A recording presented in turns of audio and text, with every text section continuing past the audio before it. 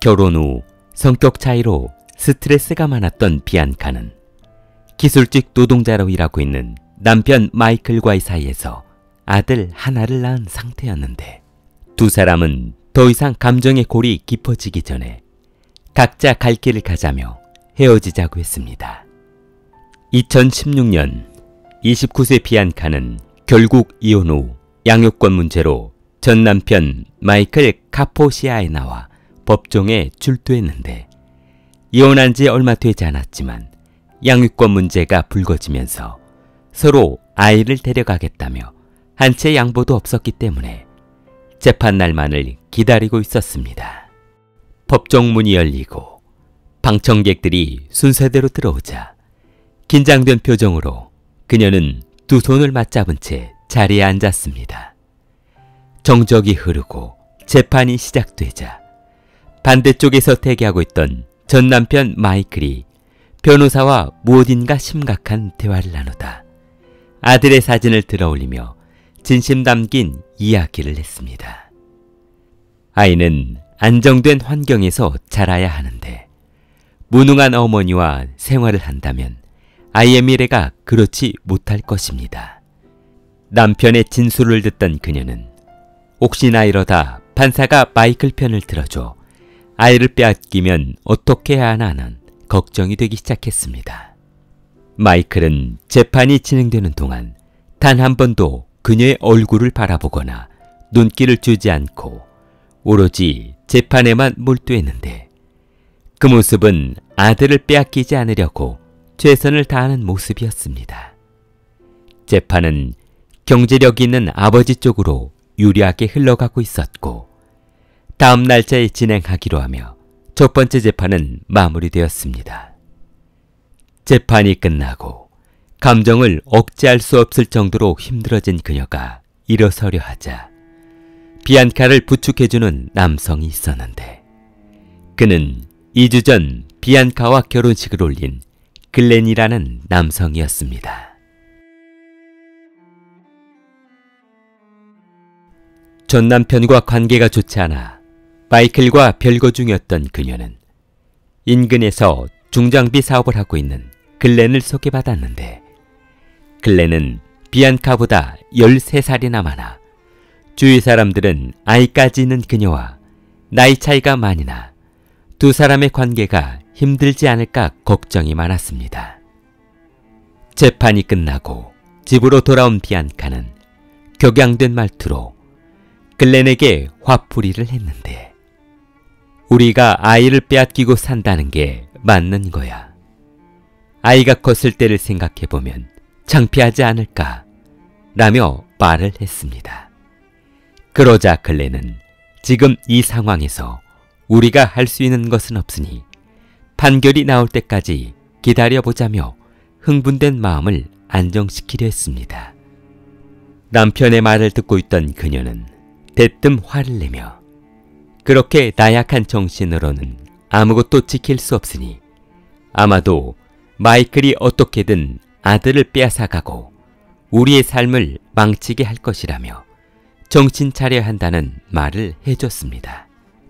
순간 비안카는 이번 양육권 문제를 자신이 해결할 수 없을 것 같으니 글렌의 힘을 빌려 해결해보는 것이 나쁘지 않을 것 같다는 생각을 하고 그에게 아주 조금 자극이 되는 말을 해보기로 했습니다. 글렌은 평소에도 말이 별로 없고 매사에 신중한 스타일이기 때문에 감정을 조금만 건드리면 이용할 가치가 있을 것으로 생각했습니다. 비안카는 글렌이 자신의 이야기를 듣고 조금 긴장한 듯하자 사건이 얼마나 심각해지는지 조금 있으면 알게 될 것이라며 과장되게 부풀려 이야기해줬습니다. 결혼 생활 중 마이클은 감정 기복이 심해 조금이라도 자존심 상하는 발언을 했다가는 곧바로 폭력을 가하는 성격이야. 마이클과 같이 살면서 맞았던 기억과 폭력적인 성격으로 보아 언제 나를 찾아와 해칠지 모를 거야.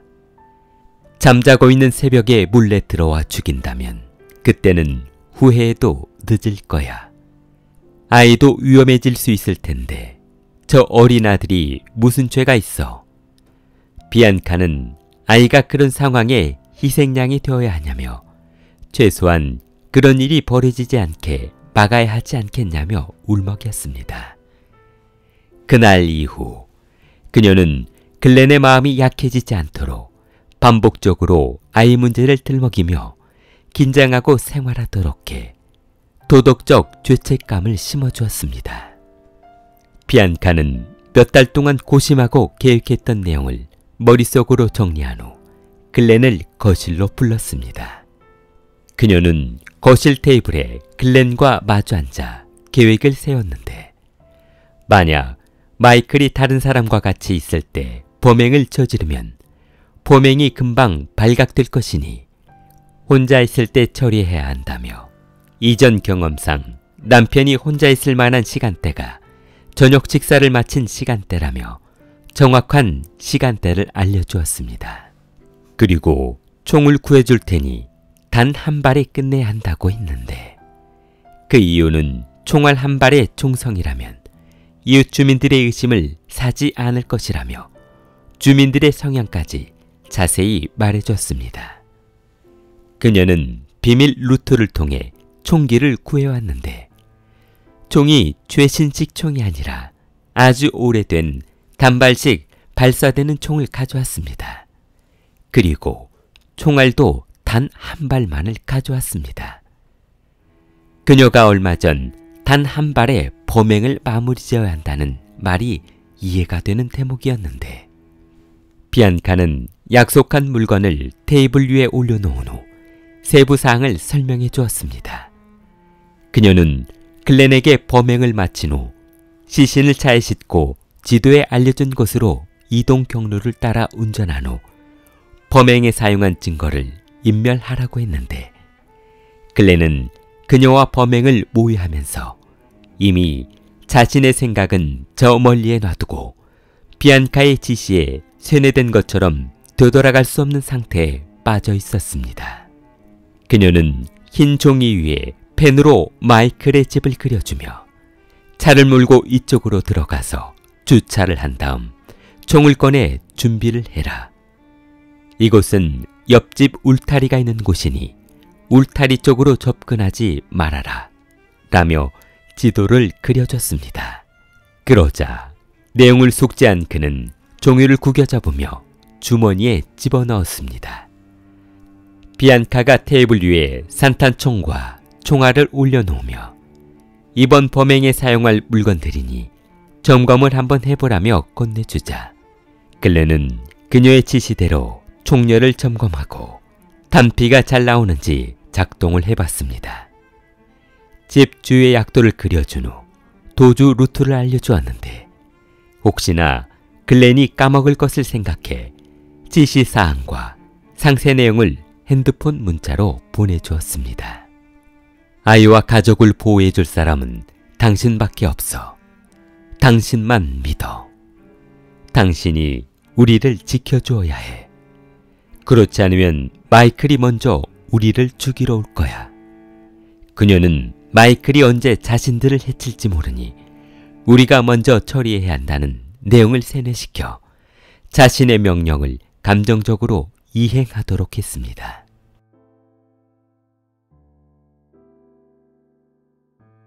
2016년 3월 12일 밤 사건 당일 그레니 차고에서 산탄총과 총알 한 발을 꺼내 마지막으로 점검을 하자 비안카는 의미심장한 표정을 하며 그를 지켜봤습니다. 그녀는 행여나 글렌이 결심을 바꾸지 않을까 하는 마음에 그를 꼭 껴안고 용기를 주었습니다. 그러자 자신감에 찬 글렌은 차에 시동을 건 후 차고 문을 열고 탑승해 출발했습니다. 170km를 달려 도착한 깜깜한 주택가. 마이클의 집 앞에 정차한 차량이 헤드라이트를 끄자 글렌이 주위를 두리번거리며 후드티 모자를 뒤집어 쓰고 장갑을 낀 채 차에서 조심스럽게 내려 집 안으로 다가갔습니다. 그는 숨을 고르며 양손으로 총을 움켜쥔 채 마음의 준비를 하고 있었는데 온통 그의 머릿속에는 빨리 마이클을 처리하고 집으로 돌아가야 한다는 생각뿐이었습니다. 마음의 준비를 마친 그는 초인종을 눌렀는데 잠시 후 안쪽에서 문 열리는 소리가 들리자 글렌은 망설이지 않고 산탄총을 발사했습니다.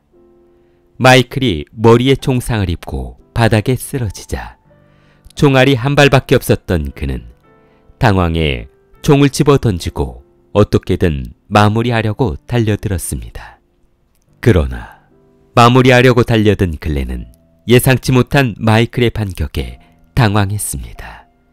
마이클은 머리에 총상을 입어 몸 전체가 피범벅이 되었지만 재빨리 몸을 일으켜 옆에 있던 주방용 칼을 움켜쥐고 글렌에게 달려들었습니다.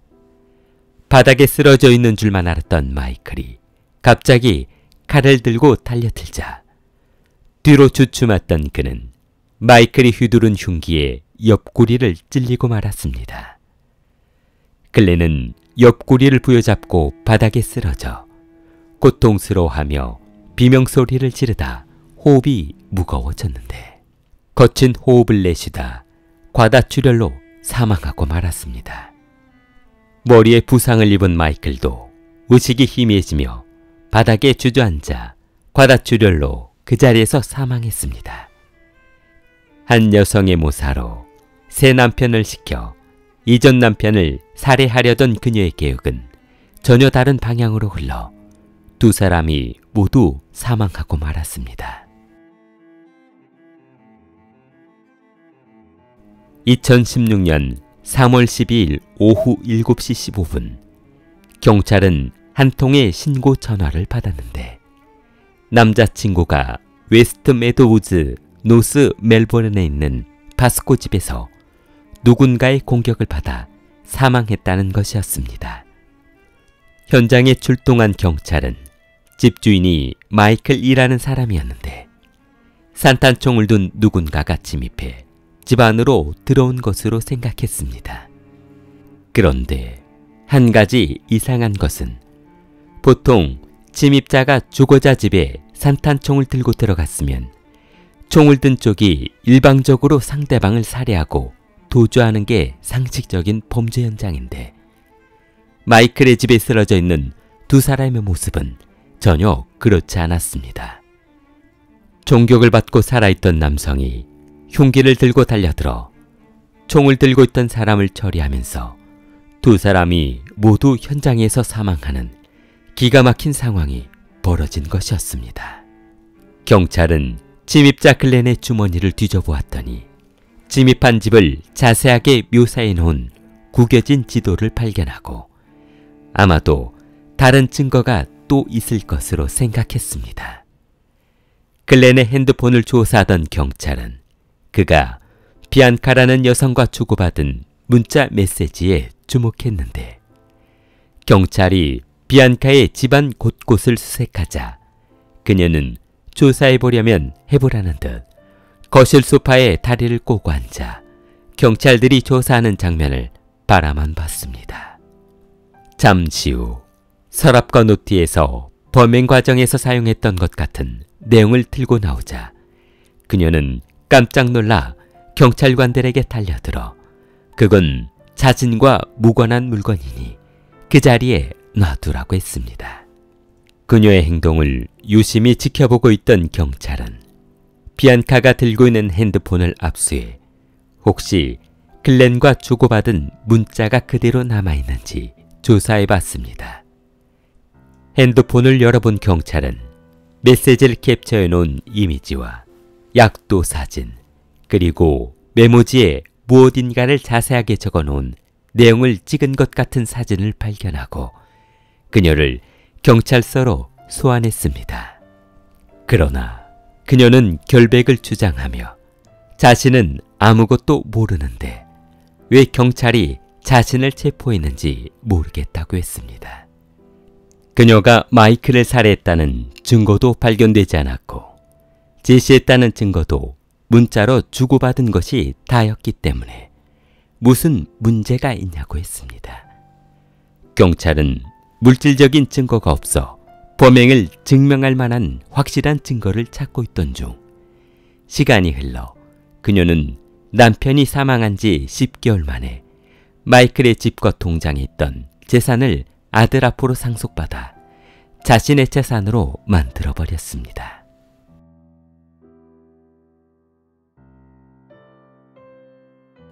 (2023년 10월) 빅토리아주 대법원에 출두한 비안카는 무죄를 주장했습니다.